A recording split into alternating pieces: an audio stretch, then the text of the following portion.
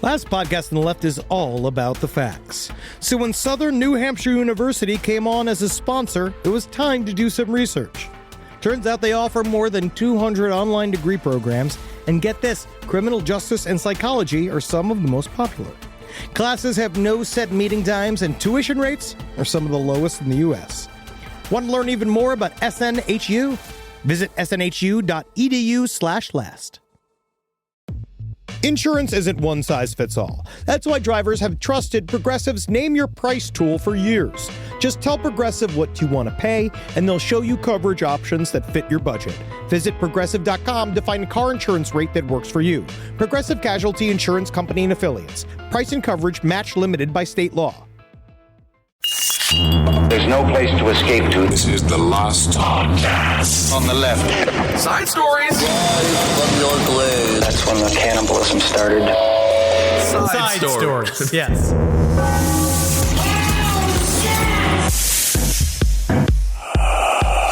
I swallowed his kids. I swallowed his kids. I swallowed his kids. Now they down in my stomach. I swallowed his kids. This is the song that someone sent it to the Side Stories. Oh, that's a real song. Gmail. Yes, it is from the album. Let me double check because I don't want to besmirch this woman. I want to make sure that I have this completely because there's a lot of creativity here. Definitely. A lot of energy here. Oh my goodness, I get it. This is a euphemism for swallowing cum. What? Whoa. Because here, it's by Princess Vitara. Uh-huh. The album is called Coming to America. It's not spelled normal coming. It's spelled the jizz style of coming. Oh my. And what I like, honestly, it's got great titles. I do love the titles. There's one called Why Are You Running? Which is, honestly, I'm asking the same thing. Yeah, especially absolutely. people out there running with the fucking masks on. Yeah. And you want to fucking accelerate your fucking mouth breath to your nose holes? I think there's one called... She wasn't done draining them yet. They can't run away. No. Nope. They've got I stepped on some weed. Oh. Swallow his kids. I swallow his kids. That's the third track coming out there. There's one called I Own 3 Goats. Wow. One called My Rent Cost $5,000. Well, no. So that's just putting that out there. Just that's putting what she's that looking out for. there. She must be on one of the coasts. It's very expensive to live out here. And they got the song just called Do You Eat Ass? All right, welcome to Side Stories, everyone. I am Ben, hanging out with Henry. Now, the question that I have when it comes to the song titles, does she ever answer these questions? Let me ask myself that question by listening to the song real quick. Now, this is the song. Now, this is thank you to Spotify. We want to say thank you to Spotify for all of the support that they give us. And I think we're going to be able to play some of this song because of this, because of our relationship. I would hope so. We get very little, but this could be one of the perks of, our small amount of success. Here we go. All right, let me listen to this song called, she got another big song called I Want 20-inch Dick. Oh, wow. And the other big one's called Nigerian Pussy. Now, let me see what this song here says. Wow. Okay, starting off kind of slow. Yeah. Kind of cool. Do you eat this ass? Will you eat this ass? Jumps into it, huh? And then any answer. Vitara. Her name is Vitara. I mean, she's got a great looking ass. All right. Well, indeed, I'm sure a lot of people would love to take part in that. I hope everyone is doing well out there, enjoying. We're getting some fine temperatures out here. Here in the Pacific Northwest. Oh, this is how you're saying. This is what you're doing. You're going to meteorology corner when I want to talk about the fact that Princess Vitara has she is requesting someone to eat her ass, and mostly the song seems to be a rumination upon the ideas of my ass is edible. Sure. No one currently is up inside of it. Not yet. 3, are you the person with the gumption, nay, grit, determination enough to give her the things that she requires in order to get to eating her butthole? Well, if it takes grit to eat someone's butt, I would highly recommend they just take a shower. It shouldn't be that difficult. You should not have to have an eye patch on like you're John Wayne in a Western. You should never have to, I don't even know, have a cold beer after you do it to forget the memory. just wash before. Just get in there. I don't think it's insulting to ask to give a little sweep, give it a bit of a sponge. Because in the end, I think you should be protecting your eyeballs because that's how you get pink eye. That is very true. A lot of pink eye caused from the butt. It seems to be. Well, it seems to be. It does seem to be. Speaking of buttholes, let's talk about Israel Keys. Yes, I'd love to, because what a piece of fucking shit. I'm glad he's dead. And now there's new evidence. But there's new stuff coming out. This is the interesting thing. Obviously, Israel Keys, murderer. What did he kill? 11 people? Well, no, we only have the one he confessed to. He only confessed to a couple, like that one couple. Like he purposely kept his information close to the vest because he wanted to play games with the police officers. I don't know if you remember him being like, I fucking even dare you to get to the center of my devious mind. Yes, of course, he was the one with the murder kits around, things like that. Ultra douche. Kill caches. Ultra douche. Well, I actually think it's sad, though, that he committed suicide. I would have liked to see this person have to stay alive for a longer time just to suffer in the mind of Israel Keys, but apparently he had to succumb to his own annoyance. I wish I could have seen Israel Keys go prison bald. Oh, yeah. I think that people in prison go bald different, like they age different, they age harder. So a lot of times, like I would love to have seen him become like either super, super fat or very, very spindly. Sure. Those are the only two criminals that exist. Well, then the super jacked. You can also get super jacked as we know. But serial killers don't seem to do that. Serial killers don't seem to go there. I don't know why they don't go the super jack route, from what I know, because I know Dennis Rader is normal. Yep. David Berkowitz technically went, I think he's softer. He got fatter. He got softer. He turned to Christ. He turned his life around, and he turned to muffins. And he's weak. He's weak. He's a little bit weak. The only one that really made a massive physical transition was the fellow Richard Speck, who got the big hoo-haws. Well, he did that. That was just, I'm going to call it an addition. Yes. Right? He definitely was an add-on to use the parlance of Outer Worlds. The RPG was he modified his chest to, I guess, to a +5 grabability and comability. Yeah, well, I've been watching a lot of, for some reason, I've stumbled upon this television show that's all about cabins in Maine. Oh, I love Maine. It's called like Maine Lodge Master or like Maine Lodge Commandant, where it's just people putting logs together. Just like, so this will keep me good and far away from my neighbors. Yep. Well, that's the biggest complaint. If they're out there and they're going to buy a log cabin living, great show, and you even come close to seeing a neighbor, what the hell am I doing out here? Absolutely. Why did I build this fucking shit out of Abraham Lincoln fucking bricks? All right, I got this type of day. And then every once in a while, a guy comes by your house, especially if you may, and you go, you don't want to go up now. Sometimes that is better. That's the only thing I know about me. That's exactly what happens. My favorite thing, and we can get back to Israel Keys because we have some art to talk about, but my favorite critique of anyone that walks into a house is, oh, yeah, he wanted a little bit more wood. We wanted more wood. This doesn't have the feel. This doesn't have the feel. We wanted more wood. You see, I came from that idea of like, because I remember when I was first, before I got with Nat, right? Like I ended up, like I was living a single man's lifestyle. I'm going to say akin to Ben Kissel, where I had a love seat, a TV, and a bed. That is the only thing that I own. Well, I remember I have two TVs, so I'm doing better than you. No, that's different. It was before we were making money on the show. So this is all I had. I had a love seat, I had a bed, I had the fucking TV, and I remember going through, like, at some point, like, talking to an interior designer about something. I didn't know what I think I would do. I was in a railroad apartment in Brooklyn that was like, I don't even know what an interior designer was going to do. Put a fucking plant in there. But their big thing was that sexual, like, you got to embrace your male sexuality. And that's what all of this is about. We need to create like a kind of moody, sensual space for you. And the only thing they do is put wood in there. Yeah, not to mention, you lived right above a seafood restaurant, an open seafood market. It's like, it ain't gonna work. But that's very sweet, though. That's adorable that you got an interior designer for that place. I mean, it just stopped. I basically ghosted her because I was like, I got nothing, man. I don't know what to do here. But according to 48 Hours, so the course of 48 hours, that show, if you've seen that show, I love it. Basically, it is just a world-famous show that has been around for 30 years, Henry. People know 48 Hours. Show.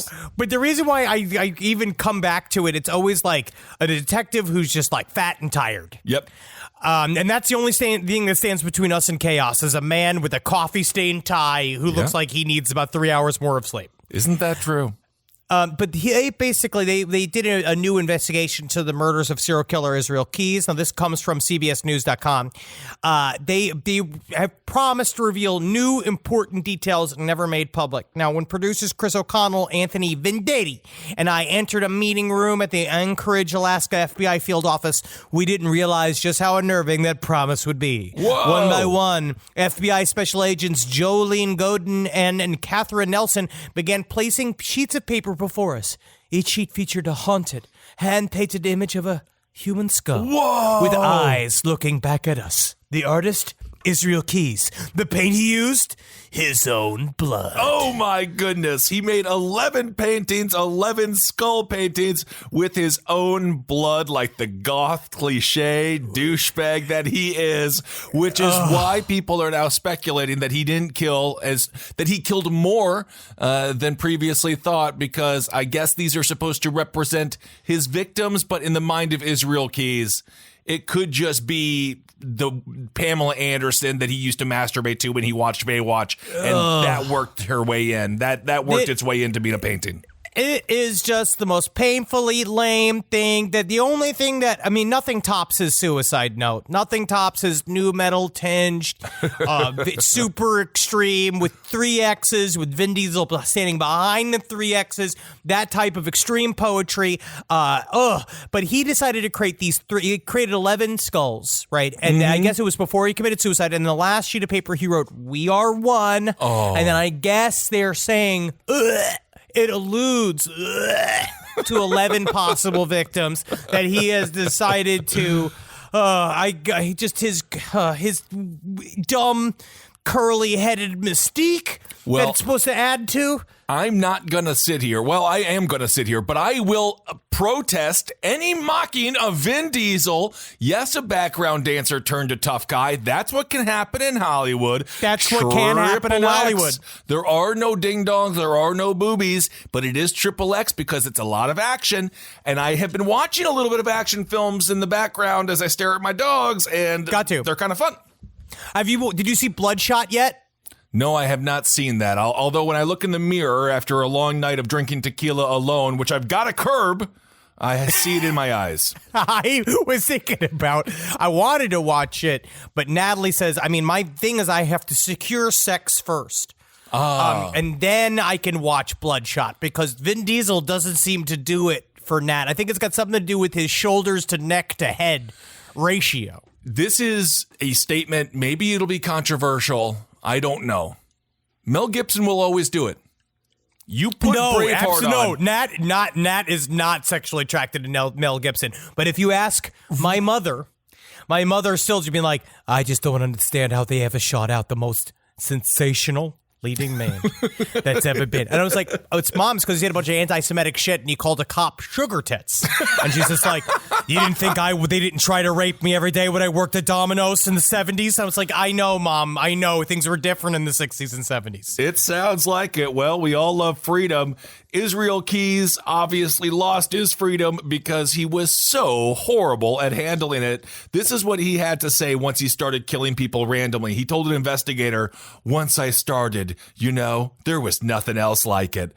So there you go. That's Israel Keyes. He's a little artist. If you get a chance to take a look at these skulls, they suck. That's another problem. They're not even good skulls. It's just on a sheet of paper, and saw him doing it. No one stopped him. Him going, ow, ow, oh man, this is gonna be so fucking gnarly. Everybody's gonna see these skulls and be like, holy fucking shit, that guy's the devil. And meanwhile, he's just doing these, like, they all look like grays. And they look like fucking skulls. They look like alien heads. And then, just to be the perfect 13-year-old goth, he puts the upside down cross on all of their foreheads like it's a demonic Ash Wednesday. There's some fucking Tumblr bullshit. That's what this is. This is the scariest part of prison. Your roommate. Like, when I think about prison, because I watch a lot of The Lockup, I know you do too, Henry. Yes.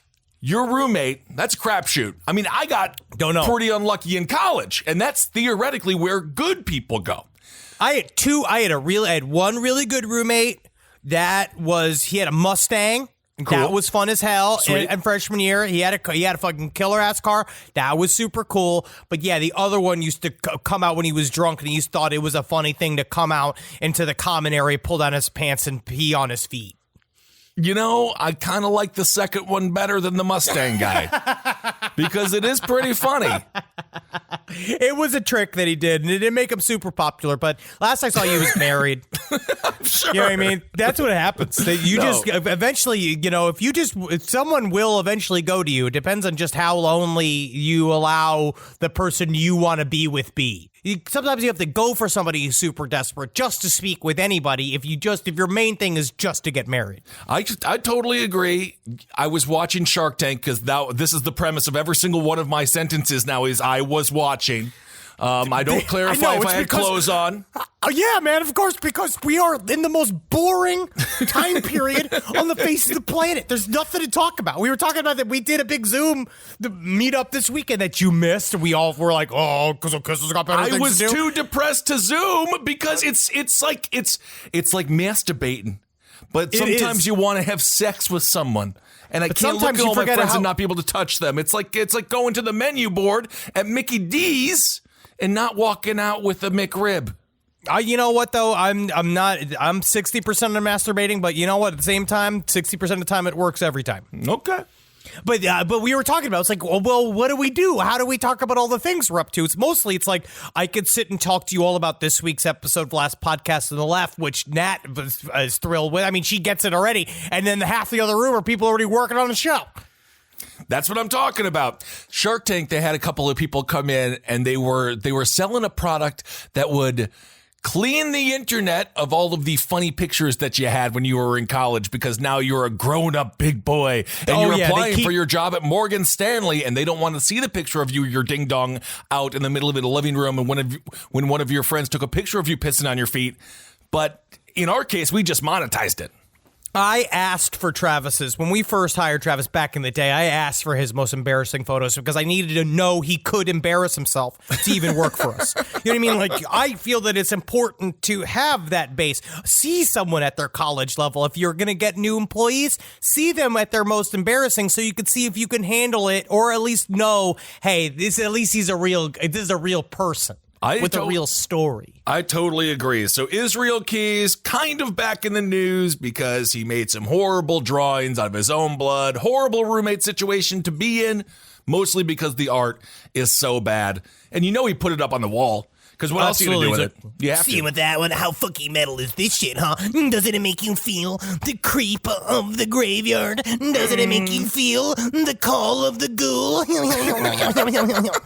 Nothing escapes my dark vengeance. Maybe he would be a fun roommate. Nothing but Henry, speaking of college, Henry, this story kind of made me think of all of us, but this dude is not in college. Do you hear the story about the guy who jumped on the wine tanker in California, opened up the spigot, and just started slamming wine out of the truck? This dude is incredible. Got to, dude. Honestly, what do you find that wine? That wine's just sitting there. You got to get it, because in the end, I think that if you steal wine from a bar, right? If you go behind a bar and steal it, I would view that more harshly. But there's something about scurrying up to the top of a wine tanker like you're a French pirate. Yes. And you're fucking self-siphoning a bunch of Merlot in there, man. Hey, The dude's- you won. You actually, that's like hunting for wine. It really is. The dude's name is Gabriel Moreno. We have a friend's last name Moreno as well. Johnny. Gabriel Moreno, he was arrested. Oh my God. Of course they arrested him. It was in wine country. You're going to call it wine country and not allow all the wine to be free for anyone that's in the said wine country? You think Willy Wonka arrested those kids for stealing all the sugary treats? It doesn't make any sense. He let them in there, and then he did punish them. Well, he did graphically punish them. One of the fat boys, I believe he is still dead at this point. Yeah, because they killed Augustus Gloop. They stretched the other woman. They did many things to these children, and it was kind of, honestly, now that I think about it, Willy Wonka's all about fucking entrapment. It's all about doing that passive-aggressive thing where you say, like, well, yeah, you just don't track.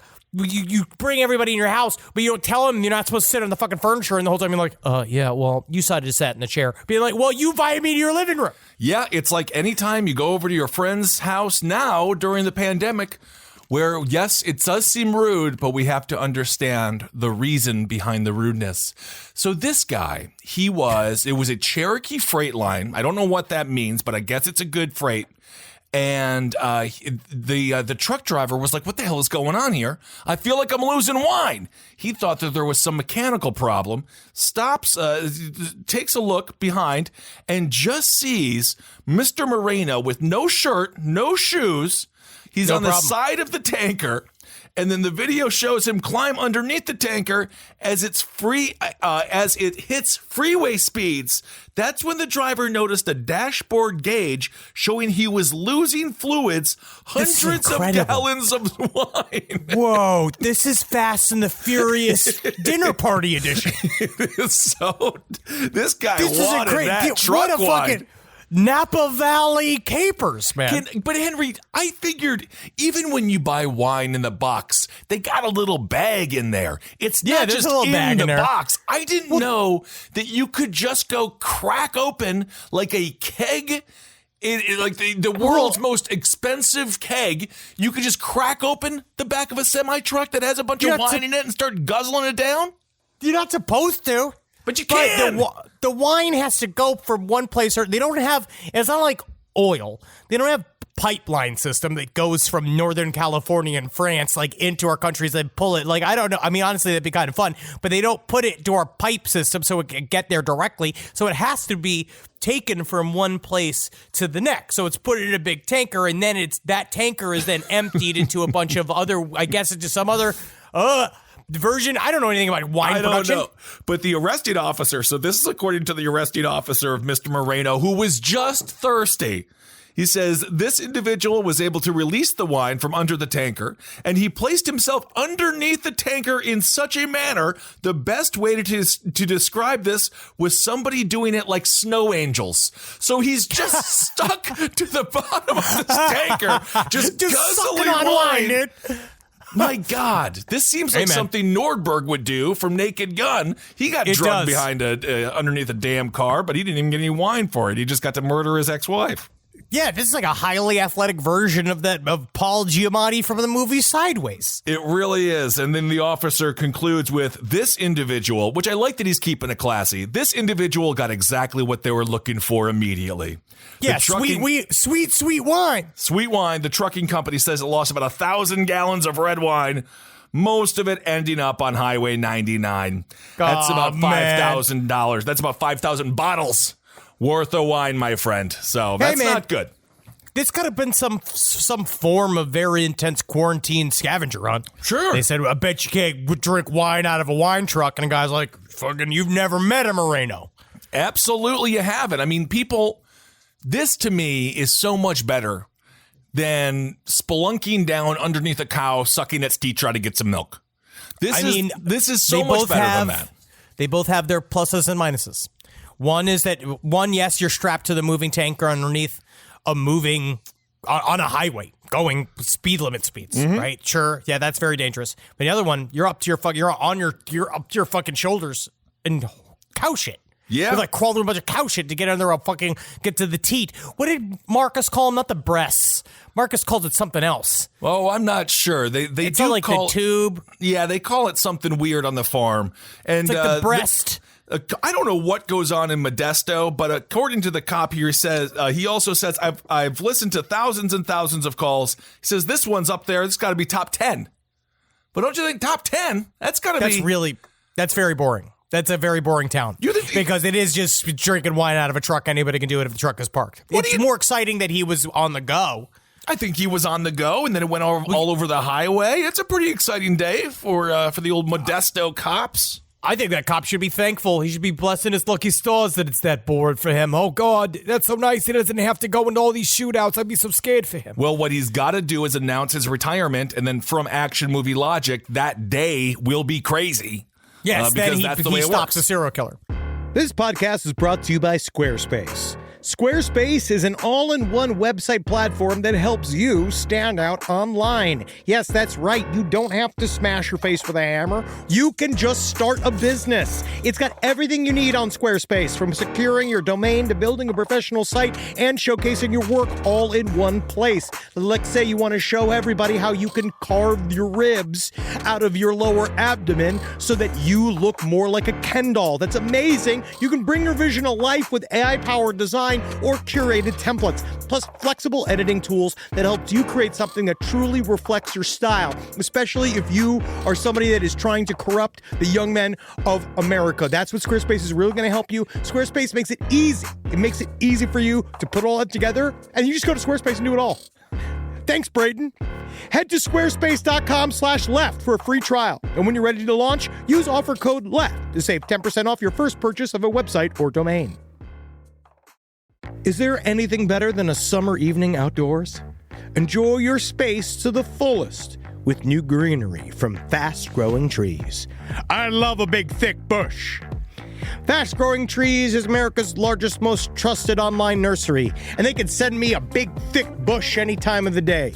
It arrives at work. It arrives at my car. I can pinpoint on a Google map where it is. Send me a big, thick, brown bush. And they send it immediately when they have it, because sometimes the shaver comes to town. I remember one time I ordered a cherry wood tree from Fast Growing Trees, and my God, I couldn't cut it down no matter what my father told me to do. I had to lie to him about it, and next thing you know, I became the first president of the United States of America. And even you can become the first president of the United States of America with Fast Growing Trees. Right now, get up to half off select summer planting essentials, plus get an additional 20% off your first purchase with code LEFT at checkout. That's an additional 20% off at fastgrowingtrees.com with code LEFT at checkout. Offer is valid for a limited time only. Terms and conditions apply. All right, I know what you're thinking. I like to go banking, but I don't want to give to these big old banks all the time that cater to the 1%. Well, go ahead and get yourself hooked up with Chime. It's banking built for you, not just those rich jerks. And they got thousands of fee-free ATMs, because why pay to get your own money? Chime is working for you, man. You get your Chime card, you're going to get travel perks, you're going to get into airport lounges, you're going to get those chicken thighs. You know, every time I go to an airport lounge, I get chicken thighs. And you know what I say whenever I see a plate of chicken thighs? Give me more. Chime's going to get you those chicken thighs in these lounges, all right? Sure, they could serve other types of meat, but why would you when chicken thighs are so delicious? Chime is not just smarter banking, it's the most rewarding way to bank. Join the millions who are already banking fee-free today. Head to chime.com/left. That's chime.com/left. It only takes a few minutes to sign up. Chime is a fintech, not a bank. Banking services for Chime Card provided by Chime's bank partners. Optional products and services may have fees or charges. Stated cashback for Chime Prime only. No minimum balance required. Checking account ranking based on JD Power Survey published October 20th, 2025. For more information on travel perks, go to chime.com/disclosures. I do want to do a couple of updates as well. Number one, the Halifax Examiner coming in hot. Coming in hot with a little bit of more information about the Nova Scotia shooter that happened April 19th. Guy, they in this article they name him. They just name him as GW. So I'll do the same. He dressed as a Mountie. He shot 22 people. Horrible. One of the worst mass shootings led to an assault weapon ban. Oh, they got on that Canada. Very quickly over there. Yeah, very, Up very there. fast. May 1st, immediately, my birthday. And then now, according to the Halifax Examiner, they had someone that formerly was a neighbor to GW who went on to describe him. And I don't want to, this is intense. Uh-oh. And this is some new material. She went on to describe him as, he was an asshole. Apparently he was an asshole. Apparently he beat his wife quite a bit. He wasn't, there's a lot of people saying that, this guy was kind of a regular dude who was kind of a staple to their little town, which was known to the little town of Portapique. But apparently he beat the shit out of his wife. This is according to this one woman, and he also he threatened them many times.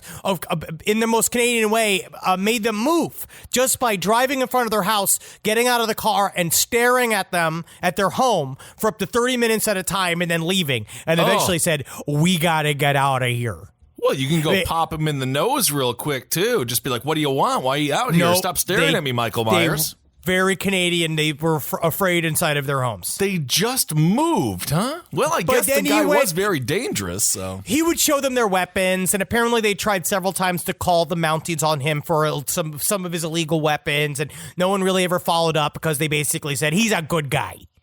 You know, I always feel good when we hear stories about these serial killers, in this case, a horrible mass shooter in GW, named GW. I guess those are his initials. I'm happy that he was an asshole because I hate when you hear, just a nice, normal person. I don't even know what that means anymore. Are. And I'm beginning to think that people might just not be able to gauge what normal means. Like, normal is not just like, he never said a word. He just mowed his lawn 3 times a week. He took his garbage out like everyone else. Never said hello, never said anything. It's like, that doesn't mean he's normal. I just feel like we don't understand what normal is. I assume you're doing crimes.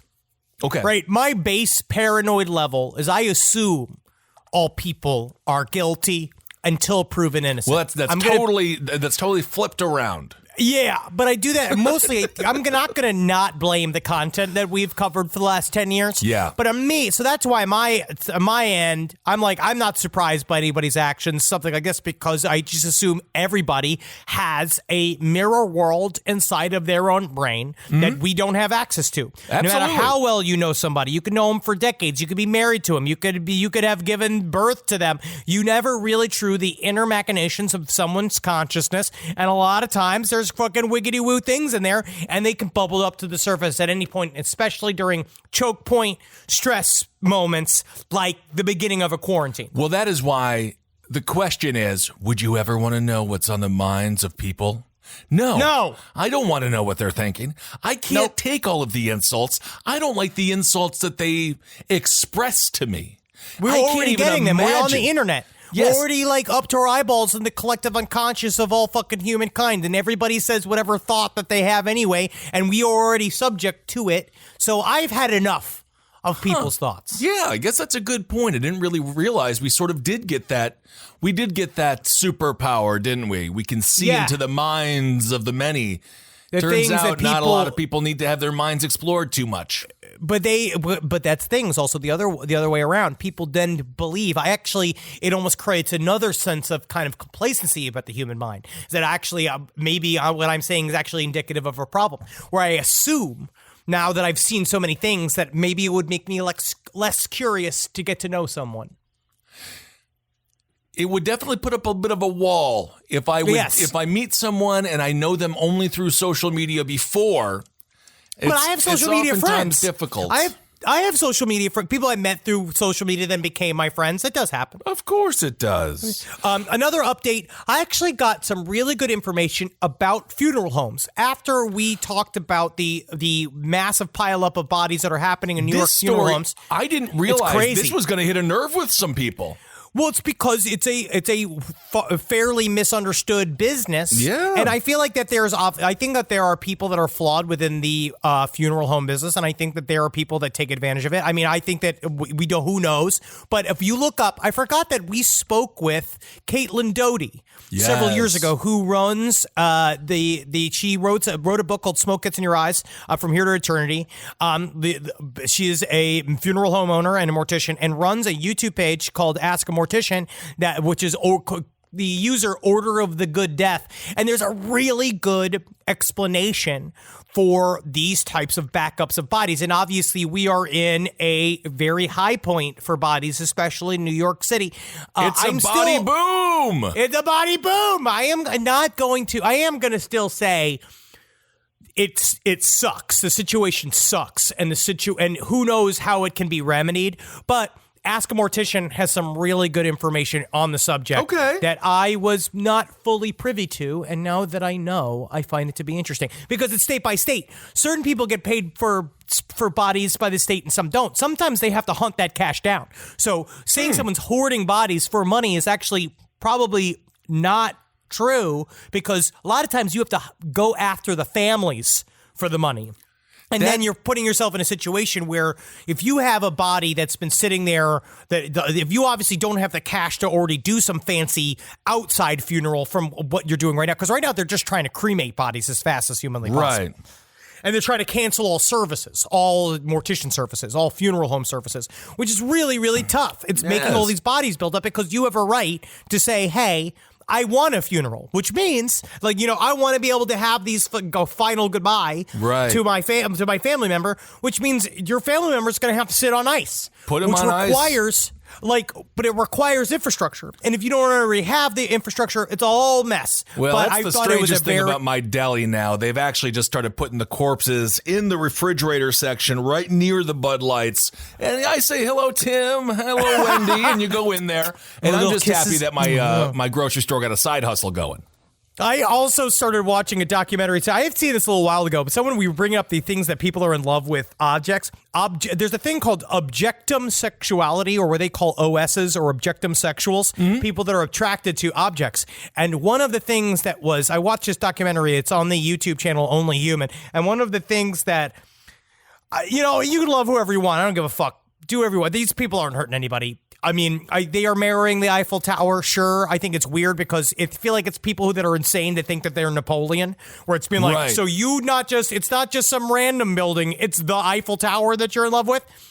But then they find a local piece of building that they'll rub themselves on. Maybe they watched some Eiffel Tower porn. If you do watch some Eiffel Tower porn, you're not going to go to France. You are going to go to the basement of some college frat. And then that Eiffel Tower, that's a whole nother thing. Yeah, and I tell you what, that Eiffel Tower is not up to code a lot of the times. But the one thing that was the hard part of this documentary is watching these. I'm not offering judgment upon them. These are very strange. I'm going to say the word unusual. Sure. They're unusual people. They're in love with structure. Safe to say. Yeah, I think it's safe to say they are rubbing themselves on things. It's a lot, right? See, this is my question, Henry. Do they ever fall out of love? If there's a World Trade Center one, the first and all of a sudden, they literally, that is in the documentary. What happens then? How do you divorce the Eiffel Tower? And isn't the Eiffel Tower going to be pissed? And don't you have to give it half of your shit? And then doesn't it come back and kill you? No, the Eiffel Tower. This one chick is married to the Eiffel Tower, and she's still in love. And she says that they keep it. What she does is she built a model of it that she has sex with. Oh. And she puts it inside, I imagine. But she says it's more consensual. It's more like there's foreplay. And she kind of masturbates while touching it, right? It's like a whole thing. It's very, very intense. It's a lot. This woman was a professional archer. That's what happened. She was trying to date a man. She ended up falling in love with his bow versus him. What? She took on the bow. She fucks the bow. her and the beau actually go on to win many championships, but then they break up, and then she has to go and redo with her coach, right? She's got this archery coach he's just looking a little tired, and they are trying. She refused to get the trophy. She won third place trophy in this archery competition, and she refuses to go get it because she can't handle the bad memories of what it was like to used to be in love with her beau. Wait, hold on. So somebody got broken up with, not for another person, but for an object, and then how do you deal with that? Suicide. Guess. No, I don't know. Is that an Israel Keys moment where you say, uh-oh, time to die? Or do you say, thank God she's not having sex with my best friend? That would have led to a whole bunch of more emotions. I guess if they want to have sex with a beau, you just gotta do whatever you want. Be a beau, so you have They can do whatever they want. If that's what you want to do, I don't give a shit. But yes, would I be thankful that my buddy's not dating that person anymore or trying to date that person anymore? I'd be like, well, I think you dodged a bullet here because she had some, what I would say, unreasonable expectations. So then, Henry? So watching this, what? Dude, would I notice? I'm walking down the street. Would I notice? And this woman's carrying a bow. I'd be like, okay, that's kind of weird. But she kisses it. She does. She holds it. She sleeps with it in her bed. But now they're broken up. Now these are full objects. The one thing that really kind of it just made me twitch, and I think that's because of this time period, was the woman, the main woman, she's now in a newfound love relationship with the Golden Gate Bridge.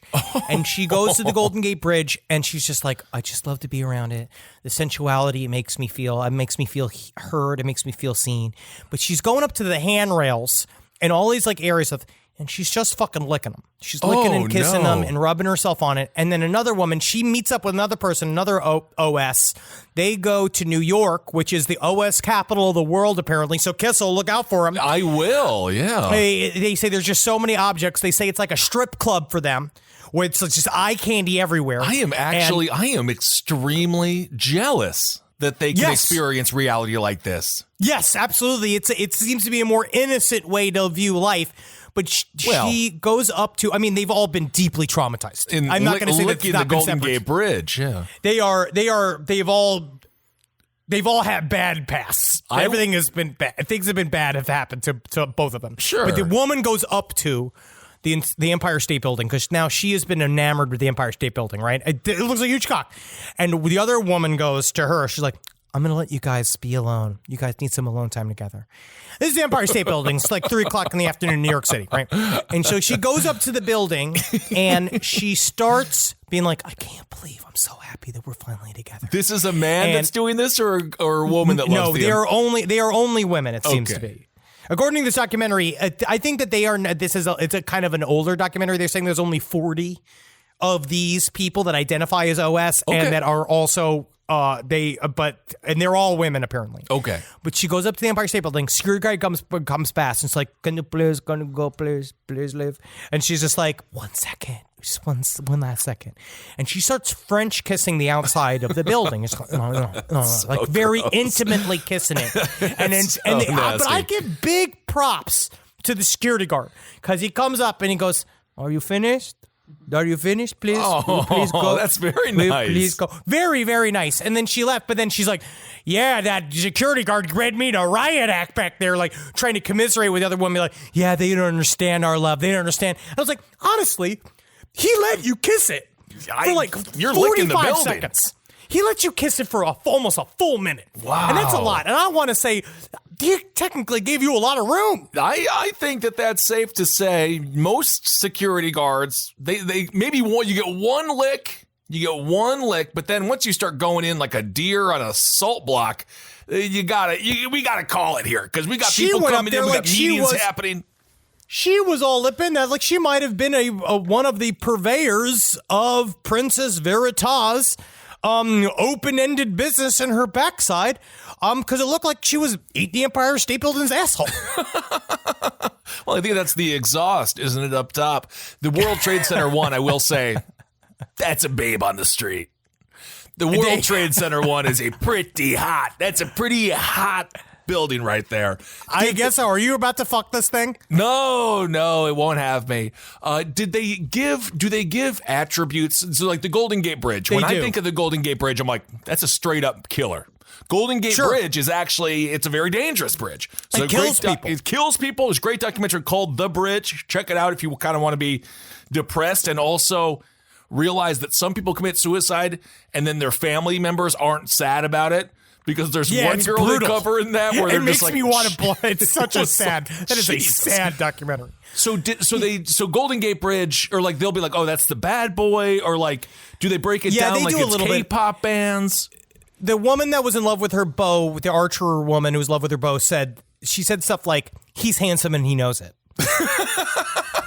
Which is interesting. It is a very interesting way to live. She was molested her whole life throughout the whole So they whole go into the backstory of They do a little bit, but it's highly fascinating. Yes. I just the brain can house so many ideas. it can some good, some not so good, and in this case, as long as they're happy, can you be happy though? Don't you at some point? Don't you need it? Don't you need a hug? I don't know. Maybe it's just me. We're more extroverted people though, so maybe they don't need it. I love human contact, but these people have been, I think a lot of it has to do with being burned by humankind. Or they Right. believe that they have been sufficiently burned by humankind that they switch to objects. But to them, they never say the word it because she's like, that means it's inanimate. Well, but it doesn't. Ma'am. These I'm not people going to live- argue with her. I'm not going to argue They with her. live in an X-rated Beauty and the Beast. And Yeah. I want to say that I remember being weirdly kind of attracted to the French duster. Of course. Well, that was by design, and let's not get into the cabinet. But I like breasts. And when I see like a thing, I mean, I'm not to be too controversial, but I like breasts. And my thing is that even if you put a big pair of great naturals on a building, Well, I don't think they I'm could gonna have be a at hard that time. point. If they were natural, then you got to find the woman that you took them off of, and you're probably going to be charged with murder, or at the very least, a unwarranted double mastectomy that no one wants to go through. Nothing is like a surprise double mastectomy to really ruin a quilt group. Well, speaking of surprises, so that would make for an interesting conversation at the quilt group. Maybe. Blop, blop, blop, blop, blop, blop, blop. Oh my! Speaking of surprises, we had Mother's Day. Did you call your mother this past weekend, Henry? I want to. I wonder if I can even do this. I think that our people will be mad. But my mom, I found, because it was difficult to get the flowers. I wanted to get her flowers right during quarantine. Yes. So I went and I got her. I got her flowers from a place, and she was like, I want you to talk about it on the show. And I don't know if I should, but they did such a good job. They made my mom cry. It was a Okay, place called talk about Floral it. Impressions in Tampa that made, and I had she was like, you wouldn't believe the cavalcade of flowers that they left. And it was just a celebration of what it's like to be a mother. And then, Henry Thomas, we watched the comedy show for the nurses, and we laughed. We laughed and laughed, and I was just like, that's great. I wish I could watch comedy. That's very nice. What was the name of it again? Floral Impressions in Tampa. They did a really good job. And she said that when my mom called the head of the florist to say, what a good job you did. And she's like, this is the first time anyone's ever called with a compliment. Well, that was really sweet. I just Venmoed my parents some money because that's how we communicate love. But that's very, very nice. This son, not so nice to his mother. No, this is the opposite. We're going to Beijing, China. So police in northern China, they have arrested a man. Why did they arrest him? Well, turns out his mother, who is half paralyzed, he doesn't like her anymore. Put her in a wheelbarrow. The son put her in a wheelbarrow. He just put her straight up in a GD wheelbarrow. GD wheelbarrow. In a wheelbarrow, and kind of barreled her out to the cemetery, where evidently there was just an open plot. I guess they just have those. Sure. Dumped her in there. 3 days later, they found her. She was quite upset, but she was a alive. miracle. Yes. It's Jesus. Jesus is back. That's right. The man's wife told police her husband carried his mother away in a wheelbarrow on May 2nd. When she failed to return 3 days later, police were informed, and the man was placed in detention. Rescuers said despite the woman's ordeal, she was faintly calling for help as she was freed, according to the police. But it sounds like he didn't. I mean, I'm not really certain what the track is here or how to take this story because number one, I feel like he could have buried her a lot deeper. Well, if you wanted to. Once you drop the mother off, I think you probably put some dirt on her. I mean, I can't imagine. Then she's still going like, help, I'm alive, help. And you're just like, shut up. We're just ignoring you. We're ignoring you. Scoop. Because in the end, in my mind, I think that you'd want to probably, I'm not trying to give this man advice, but you kind of want to like kill the woman first. Well, that would be the logical way to do it. I think he was just like, throw mama from the train. He was just so upset with his mother after years and years and years of taking care of her. Harold! Owen loves his mama. So according to the public assistance and according to a source, China has horrible public assistance, especially in the poor rural areas. But of course, the families are expected to take care of their elderly. I guess this guy just had enough. And he said, I can't do it anymore. And he went and he buried his mother for 3 days. And now I guess he just has to hang out with her more. Well, absolutely. Because that's the thing is that, like, why bury your mother when all that does is grow more moms? Yep. I don't know. You know what I mean? You can't just plant a mommy seed because then you're going to have a whole mommy crop. That's right. The mom's surname is Wang. She was 79 years old. His surname is Ma. He's 58. I mean, I guess at this point, buddy, that's your mom. You just you have another 10 to 20 years tops.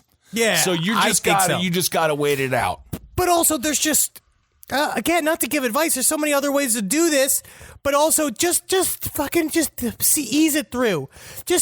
Be with your mom for a little bit longer. Just figure it out. Because in the end, you're not going to really be, I'm going to say this. If you kill your mommy and bury her, yes, maybe at the very beginning, you'll be very happy. Oh, she'll come back to haunt you. Yeah, I think that you will be haunted by your actions. Absolutely. Especially just if you're already so half-assedly just kind of leaving her in a pile of dirt. Right. You don't really want this. You're just trying to find a way to get it. And you know how you do it is you get her a rich boyfriend. Yes. I'm not sure how many rich boyfriends are out there in that province of China. Yeah. But you know now. He thought it was bad before he buried his mother for 3 days. Oh, my God. You're never going to hear the fucking end of it. Never going to hear the end of it. You better be making breakfast, lunch, and dinner for her from now on, buddy. Because remember when you buried me alive for 3 days? You remember when you put me in a wheelbarrow? Yeah, it's forever. It was like the one time I forgot a cake on my mother's birthday. A little bit like that. You think if she was mad about that? Yeah. I'm mad if I shoved her in a wheelbarrow like she was a bunch of fucking manure. Your mom would at least just enjoy having the family time together as you sweat profusely in the middle of the night with a dirty white shirt, trying to find the right graveyard to plop her Henry in. Thomas, it's just nice to spend some time together. Yeah. Oh, come over here. The dirt's so light over here. This actually would be really nice. Oh, this is actually kind of comfortable. This would be a nice grave, Henry Thomas. Oh. No, I'm not going to kill her. I'm not going to kill my mother. You just gave her flowers, and she's not allergic to flowers, to your knowledge, so that wasn't a secret plot to poison her. No, that's just I'm not like my mom. My mom does long con games where she tries to poison people. That's a different story. Never tell anyone your allergies, by the way. That's what we learned from the movie Parasite. They are those are biological weapons. If you're allergic to cumin, it's no longer just a fun spice. It's a goddamn weapon of mass destruction. Mass destruction. Call me a squirrel, 'cause I'm covered in acorns. That's right. So many people are focused on where their money is today. And Acorns is the financial wellness app that cares about where your money is going tomorrow. Let Acorns work for you. You put acorns in the ground and you're gonna get trees tomorrow. That's right, investments. And with the Acorns potential screen, you could find out what your money is capable of. I always do that. I'm like, I want to invest in something that I like. Let's say cheeseburgers. Okay? That's kind of hard to do. Acorns will help you find a cheeseburger that is right for you. So sign up now, and Acorns will boost your new account with a $5 bonus investment. Wow! Join the over 14 million all-time customers who have already saved and invested over $27 billion with Acorns. Head to acorns.com/left or download the Acorns app to get started. Paid non-client endorsement. Compensation provides incentive to positively promote Acorns. Tier 2 compensation provided. Potential subject to various factors such as customers' accounts, age, and investment settings. Does not include Acorns fees. Results do not predict or represent the performance of any Acorns portfolio. Investment results will vary. Investing involves risk. Acorns Advisors, LLC, an SEC registered investment advisor. View important disclosures at acorns.com/left. You know, I rip around in the bed. You might actually not be surprised by this, but I'm a restless sleeper. I roll back and forth like an alligator with a wounded deer. But something's changed in my house, and it's thanks to Boll and Branch. You know, people keep their bedding way longer than they should. It's because people are afraid of change. Not me. I burn my sheets once a week, but I don't need to, because Boll and Branch's signature organic cotton sheets, pillows, blankets, and comforters are all designed to be breathable, incredibly soft. They get better over time. Start with the signature sheets. You're going to buy 2 sets so you can rotate them. Come on, you're going to want to. The moment you get into bed, you'll notice a difference. I know I did. I just got fresh from the bath. I was fully lotioned. And sliding into those sheets kind of felt like, to be honest, I felt like the luckiest pasta filling in the whole world. All right, they're really good. You will like them. You will feel like a brand new laid chicken. Which is, we're all going for it. Just trying to be a hot chick again. Sleep cooler this summer with Boll and Branch during their annual summer event. For a limited time, get 20% off site-wide at bollandbranch.com/left with code LEFT. That's Boll and Branch, BOLLAND branch.com/left. Code LEFT to take 20% off. bollandbranch.com/left, code LEFT. Exclusions apply. Summer schedules can get busy fast with camps, vacations, sports, family time. And, you know, every single time Carmi eats a block of dark chocolate, we got to take her to the emergency room. You know how much time that takes. All right, IXL makes it easy to keep learning part of the routine in just a few minutes a day. IXL is an award-winning online learning platform that helps kids truly understand what they're learning, whether they're building math confidence, strengthening reading and writing skills, or reviewing science concepts. From pre-K through 12th grade, IXL offers personalized, interactive learning that adapts to each child's level and pace, which is great because Carmi has been really slow in biology, and Wendy has really been struggling with American history, mostly just because she doesn't agree with the way it's being taught. So it's really important. You make an impact on your child's learning. Wendy, as soon as she gets her chicken, she is ready for all of her lessons. And Carmi just really has to eat 5 or 6 bites of liver, beef liver, chicken liver, and then she can really get down to, I'm hoping this is the year she reads To Kill a Mockingbird. So really, IXL, thank you. Make an impact on your child's learning. Get IXL now. And Last Podcast on the Left listeners can get an exclusive 20% off at IXL membership when they sign up today at IXL.com/left. Visit IXL.com/left to get the most effective learning program out there at the best price. I want to tell you this story. I said this is way more of a Kissel story than a normal Henry story. Oh, is this the one? This is really fun. This comes from Smithsonian Magazine. Yeah, so this comes from like a very big, this is like a big, classy, like, it is. Honestly, periodical. This is a headline. Super constipated Florida lizard breaks records with gargantuan poop. Oh. Now, you think that that's cute, and the picture of the lizard is really cute because he's all fat and chubby, right? Right. It's an unfortunate diet of pizza grease and sand. Clogged your innards because it lived behind a pizza shop. Right? It's in Florida. Live behind a pizza shop. It's fucking so cute. That is like you. I was born on third base and about to hit a home run. Yep. It was a northern curly-tailed lizard behind this thing, and it got all filled with shit, right? And according to the article, this tubby creature, whose 2-inch long midsection was swollen to the size of a golf ball, was a female. And they first thought a UF herpetologist scooped it up, and they thought it was pregnant. Okay. When they began to poke around the animal's abdomen, they didn't find any evidence of eggs, and they said it felt like it was full of silly putty. Now, if you see this fucking the CT scan of this lizard, Right. you see that the lizard lady's innards weren't full of burgeoning babies. They were instead bursting with poop. 22 grams that filled a third of the poor creature's entire body volume, but 80% of its total weight. It pushed all of its fucking innards up to the top of its rib cage, right? It was completely jam-packed. It looks like Mitch McConnell if you gave him a fucking autopsy. I'm getting better at this. Sure. I am getting better at political humor. But certainly the one that definitely eats sandy pizza behind a weird-ass pizza joint in Florida, for sure. Definitely the one that probably should be euthanized as well. That's what and so at first I thought that, oh, what a cute story. Sure. Right? Because it seemed like, I'll be record-setting poop with the lizard. Blah, blah, blah. Exactly. Just give it a little lizard diuretic, have it poop it all out. It'll be happy. And you can imagine, Henry, aren't you just a little bit envious of having that, to reference John Wayne once again, just the 7 pounds of poop that was found in that man? If you could excavate it, what a day. What a day that would be. Yeah, but to get it out of this fucking lizard, they had to kill it and cut it open. Oh. It's the saddest thing in the world.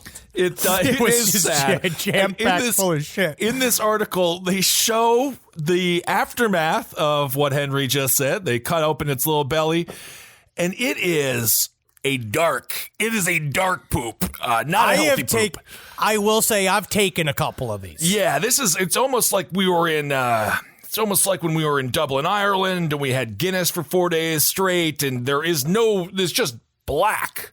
Yeah. I mean, sometimes that's how it happens. If you've had a bunch of whiskey and a bunch of blood sausage, like we did in fucking, this is literally what my shit looked like for 3 days in Ireland.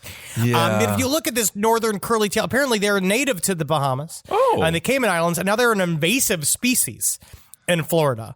But they'll eat anything. But man, I tell you what, it may have killed him, but this little fucker was living life like he died and lived the same way as James Gandolfini. Absolutely. I was just going to say, Tony Soprano living the dream behind a pizza joint.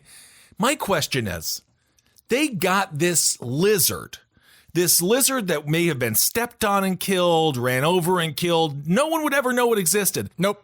We don't have the best healthcare in the world right now. Sure. They got this lizard. Yep. A scan, like they just got him to the lizard hospital. They tested him for COVID. They gave him his diabetes medication for free. Yeah, he had the best healthcare. He had better healthcare than my fucking parents. It's unbelievable. And I also, if you run this pizza place, what's more invasive, the lizards or these researchers just hanging out like they want to get an extra slice that you had to throw away because you can't legally sell it because you're not Joe Exotic? These people what is going on behind this pizza place? They're lizard curious.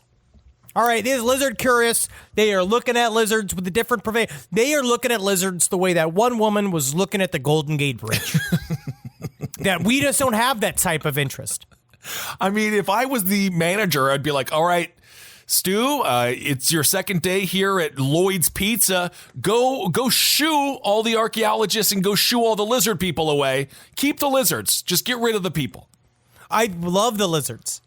Yeah. Anyway, poor lizard. This is a lesson to you, though. Don't have sand, pizza, and other greasy things because evidently it congeals inside the tummy. And then you can't. Well, you can get that because you get the gout. Yeah. Don't eat sand, y'all. Don't eat sand, y'all. And according to the wonderful, informative documentary Plandemic, sand is where the cure is for COVID. But don't eat it. Don't eat it. Don't eat it. Well, speaking of food, let's do Hero of the Week.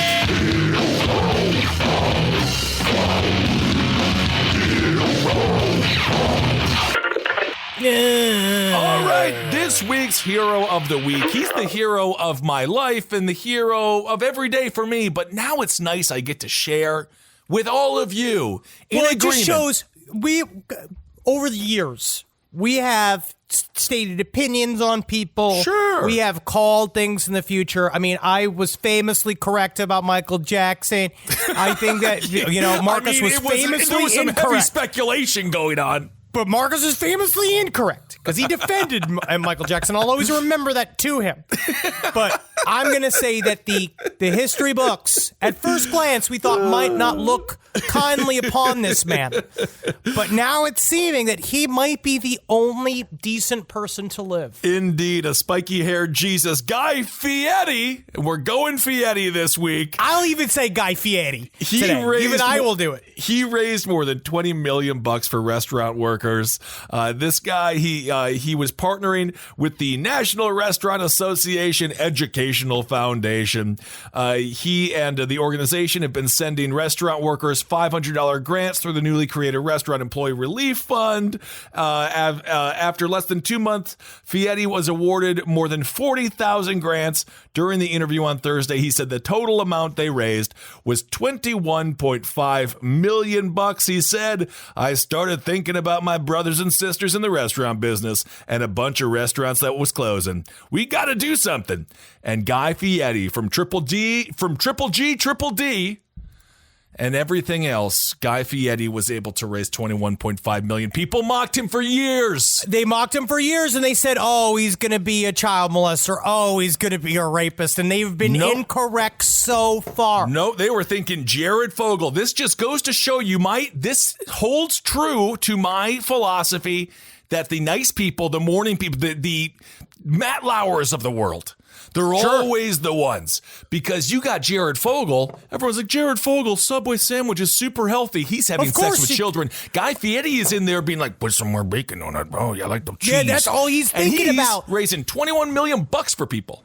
I was trying to explain to Natalie that once I was listening to an interview with Guy Fieri, and the way he talked about how he was changing the game in the chicken wing and chicken sandwich business by raising the ounce level of per cutlet. The way he was talking about it in detail, I was like, this man doesn't even have time to molest and groom. No, he's busy. This man is focused on fucking impacting the chicken sandwich environment. Absolutely. In a way, he's trying to disrupt, but also he's observing and adding to the conversation of the chicken sandwich. Yes, he is. And there's no greater conversationalist than Guy Fieri. I'll never forget the American Grill experience that I had in Midtown Manhattan before the coronavirus closed everything. It's not a good restaurant. The market it's not closed. Good. Yes. He's not a good restaurateur. Well, he put his name on it. But Henry, did you even go to the American Grill, or are you just demeaning the great chefs that work there?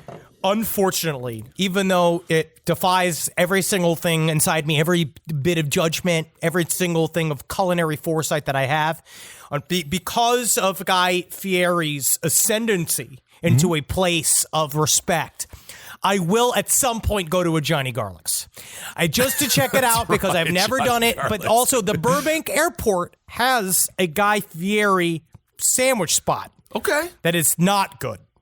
Well, it's not always about the quality of the food in his restaurants. It's about the quality of the food in the restaurants he goes to.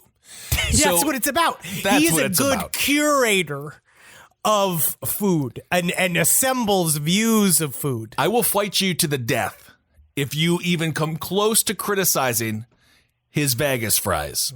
The Vegas fries that I got. Now, you got your Tornado Crisp. You got a Tornado Fry. What is a Tornado Fry? It's just a big, thick, twisty fry. It's a curly fry.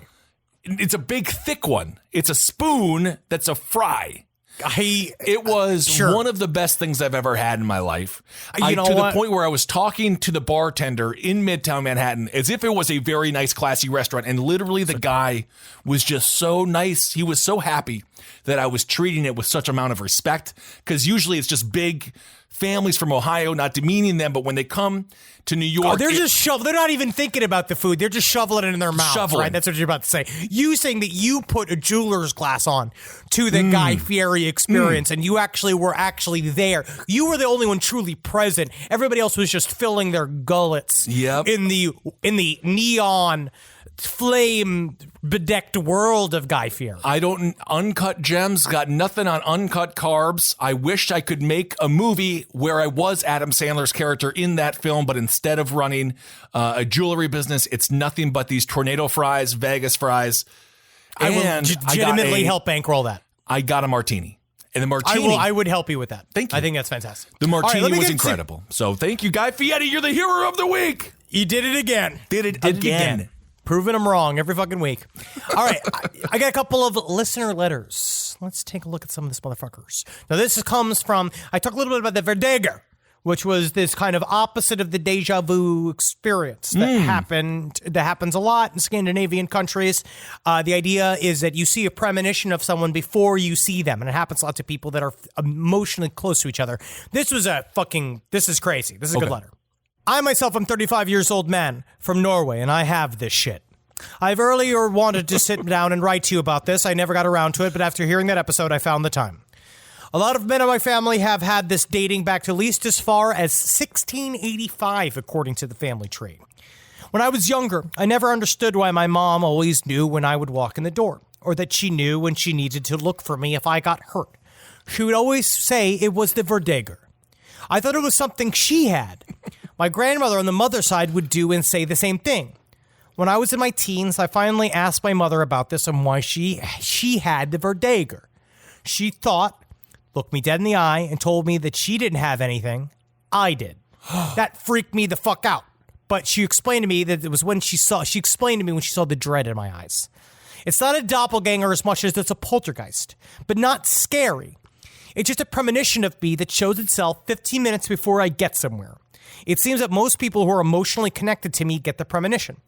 My mom says that every time I have walked in her front door since I was old enough to walk, she's heard me open and close the front door and hang my jacket in the closet 15 minutes before I actually do it. She basically gets deja vu every time I walk in the door. All the dogs I've ever had have also done this. So if someone has been watching my dog, that dog would go sit by the door 15 minutes before I arrive to pick them up every time without fault. When I was 18, me and some friends went on a trip to Bulgaria to party. One evening when I was really drunk, we walked past a tattoo shop that was open. We stopped and were about to go in and get me a tattoo when my mom called. She told me I was too drunk to get a tattoo and I should leave the shop. My asshole Verdeger had showed itself to my mom getting a tattoo, and she immediately called me. Oh, it's a snitch. It's a snitch ghost. That's what he says. My Verdeger is a snitch. What? Oh, my God. Well, I didn't know that was going to be the turn. But it also showed itself to my dad when I fell from a tree in the forest next to my house and blacked out. So I woke up in the hospital instead of alone at the forest at night. Oh. But no one in my family really believes in ghosts. But Verdegers, everyone believes it because we've seen it too many times to doubt it. When the people with Verdeger die in my family, almost everyone knows when they have died immediately because a lot of my family sees or feels it right before it happens. I don't mean everybody feels it, but that just enough feel it that everybody gets the message early. My dad was in Brooklyn in the 70s when he saw my mom's uncle die on the pavement in front of their apartment home in Norway. He called home to check, and my mom said he was fine and she could see him walking past the house. He suddenly fell over and died on the pavement of a major heart attack when my mom hung up the phone. Well, this is first of all, never answer the phone if anyone from this family calls you. It's always scary news. 7 days. 7 days. It's very scary to think that, if they acknowledge it, I wonder if it's because they acknowledge it that it happens. Because otherwise, could you try to help them? It sounds like it's happening despite anything that they're doing. It sounds like it's just a weird sort of astral behavior that we do not know why. I love it though, and it makes me so happy. But here's this next story. Oh, Henry, hold on a second. I'm getting a vision of you in 15 minutes from now. You're going to take a huge dump. It's going to be a perfect dump. Yeah. Thank God, because I've been waiting on this dump. It's coming. All right, so here we go. This is a funny story that shows that sometimes things are creepy, but they may not be, there's surprise in here. Okay. So about 20 years ago, I was about 20.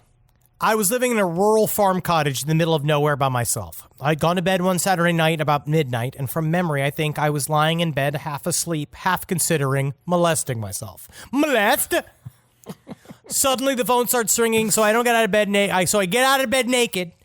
And I go out and I answer the phone. There's no one there. No dial tone, no one speaking. Just wondering what was going on, I hear this cackling female giggle come from my bedroom. I put the phone down and rush back to my room, and it's empty. I do check under the bed. No clue what's going on. Thinking I was just going to get back in bed. The phone rings again. I go out and answer it. Thinking I should put some pants on. Again, there's no one there. Okay. I hang up. Phone rings again. So I answer it. No one is there. So I just fucking pull the jack out of the wall. Thinking that solved it, I head for my room, and then I hear a painful sounding baby crying in my spare room. I run in there. Room is empty. Do you know your feeling when your brain can't stitch together what's going on? Right, but I don't know what the hell's going on. I'm feeling panicky. Phone rings again. The phone that has been ripped from the wall. I answer it, and now there's creepy breathing. I'm saying, who the fuck is this? And then that witch-sounding cackling giggle comes from my bedroom again. I drop the phone. I rush into the room. It's empty. Fucking rushing back and forth. He hears the giggling again in his bathroom. He runs over there. Nothing. Phone rings again. The phone is off the hook, and it's unplugged from the wall. It is ringing. I pick it up. I start to freak out. It is the breathing on the phone. The witch appears to be moving from the bedroom to the bathroom, cackling. I hear the baby cry again. I hear banging coming from my room, as if someone heavy is running across the floor. I freak. I can't find anything happening. I can't even begin to comprehend. There's the baby crying, the phone ringing, the witch cackling, the banging on my floor.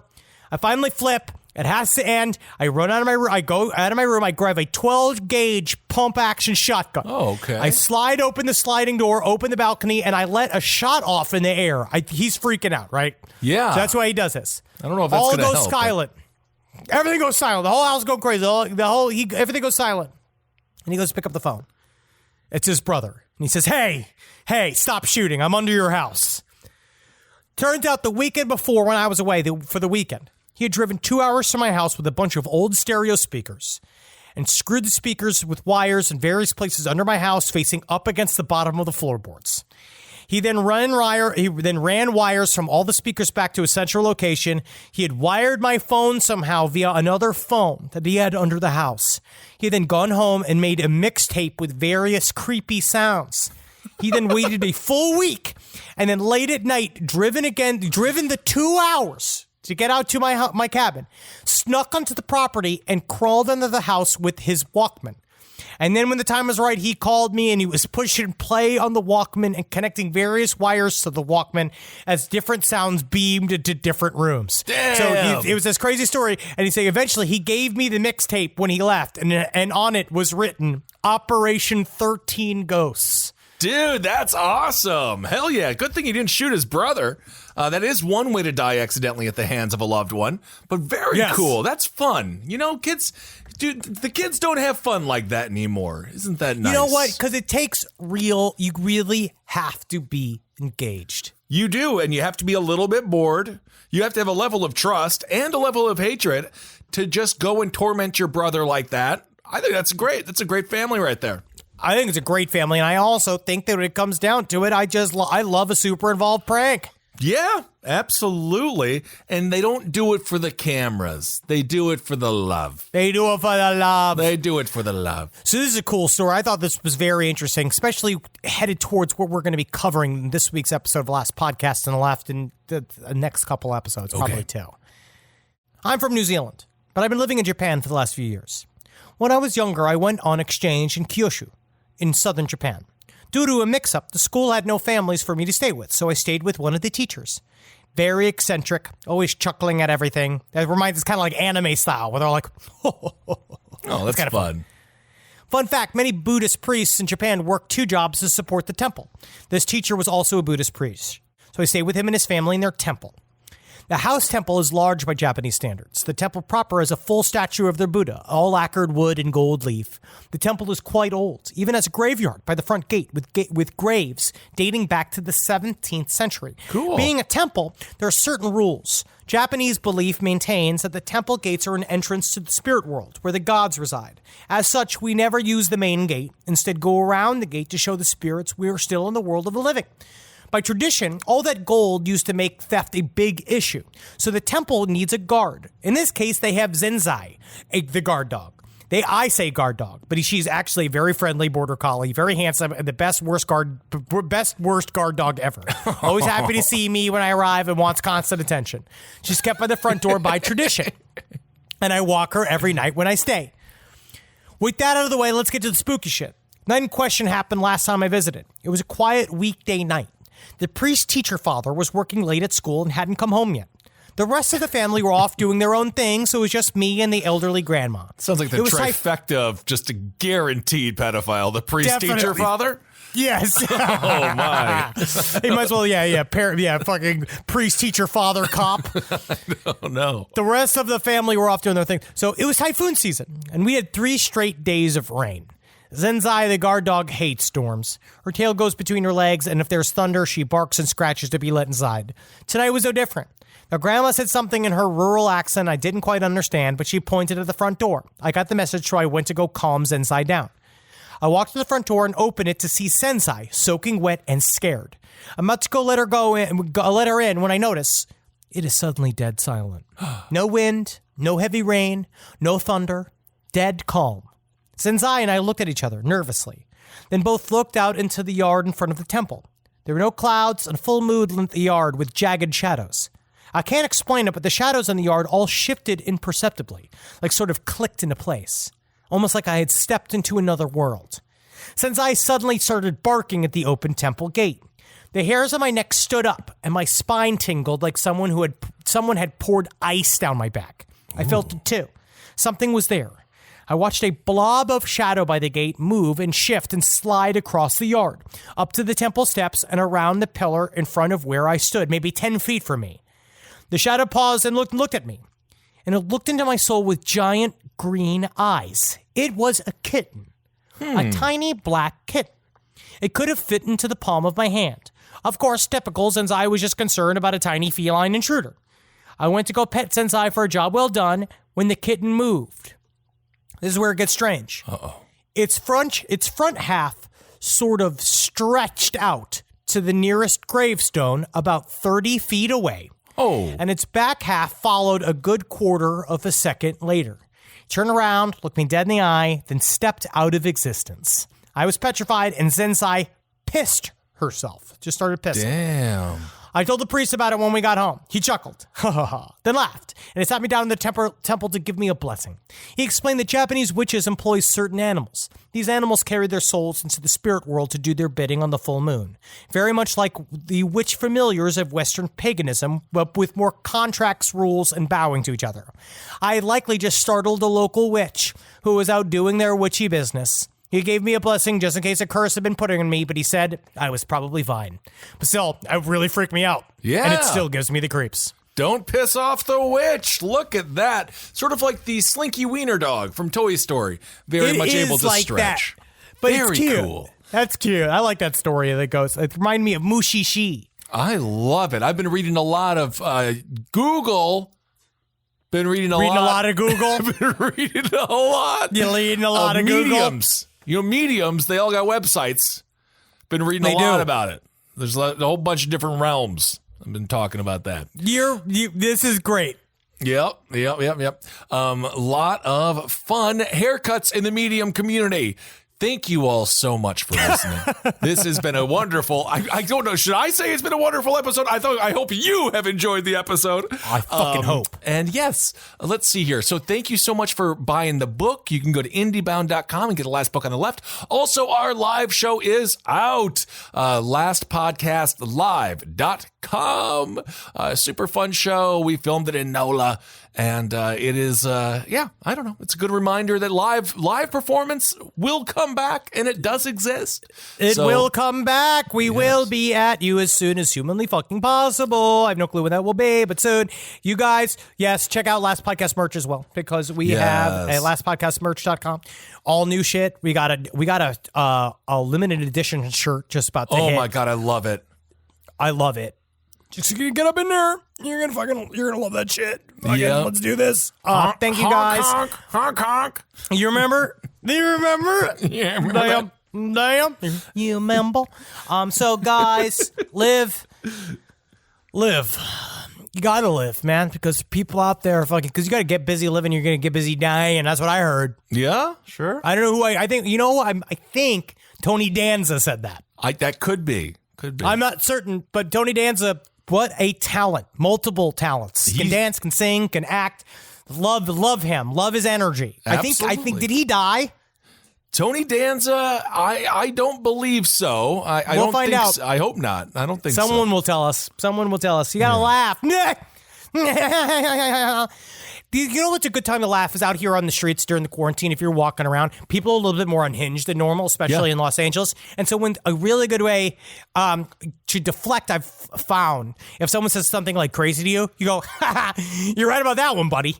That's a honestly great technique. Always agree, engage, agree, move. Disengage, right? Yep. Disengage, love the piece of disengaging from someone you're scared of on the street. Yeah. Just how nice it is to get away from the weird, because nowadays it's a lot of people in bandanas. And I was robbed by people with bandanas, so sometimes it creeps me out. But I'm now learning to accept them and love them too, and know they're just trying to hide their face from reality. Well, perhaps so they can't be facially recognized by all these cameras that are going up on a regular basis. We didn't even talk about the robot dogs yet. The war is beginning, folks, so don't forget that when it comes to the war against the machines. That's why I'm on your side, robots. I know. I'm not sure if they want you, but you are giving them your full support, full-throated support coming from Henry Zabrowski. That's it. No matter what someone tells you. Oh, yeah, go. Never thought of it that way. Give them a shot. Let them get a shot. Then you get on out of there. All right, everyone. Thank you so much for listening to the show. Hail yourselves. Hail Satan. Magustalations.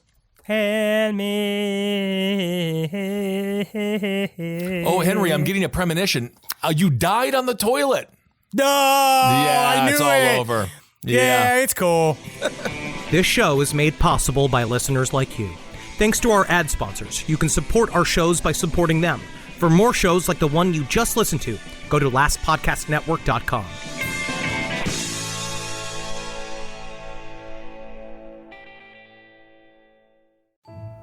Hey weirdos, I'm Elena. And I'm Ash, and we are the hosts of Morbid Podcast. Each week we dive into the dark and fascinating world of true crime, spooky history, and the unexplained. From infamous killers and unsolved mysteries to haunted places and strange legends, we cover it all with research, empathy, humor, and a few creative expletives. It's smart, it's spooky, and it's just the right amount of weird. 2 new episodes drop every week, and there's even a bonus once a month. Find us wherever you listen to podcasts. Yay! Woo!